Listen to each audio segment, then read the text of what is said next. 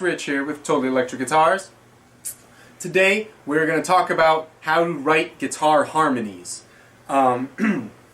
It's kind of a really common thing in especially like rock bands, heavy metal bands and stuff, but also in classical, Spanish guitar, even jazz guitar and stuff.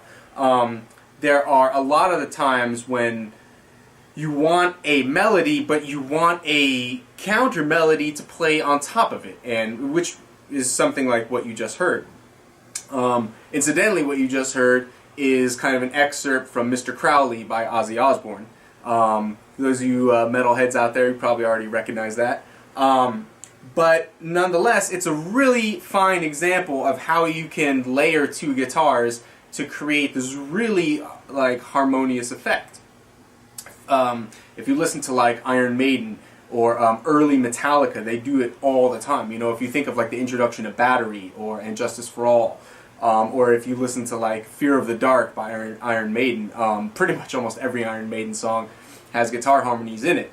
But what makes an effective harmony changes, you know, depending on the melody. And today what we're going to talk about are some ways to get comfortable and used to writing guitar harmonies, because it's not something that's easily done. I mean, how do you know what note is going to sound good on top of another note? It's one thing to go like, you know, and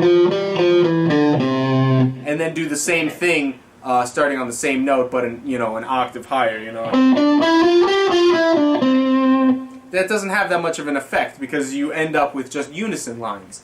What does have an effect is if you pick different notes, you know, so your starting note, let's say, is C for the first guitar, and then for the second guitar, maybe your starting note is E or something, and or a different note. And where you go from there really will define the harmony. So what we're going to talk about today are just some simplistic ways to get introduced to writing your own guitar harmonies, because I remember when I was young and I was learning, you know, like these Metallica songs, these Iron Maiden songs, I thought it was like the coolest thing in the world playing guitar harmonies, but I had no idea how to do it myself. I had no idea how to write them for like my own band or for my own songs.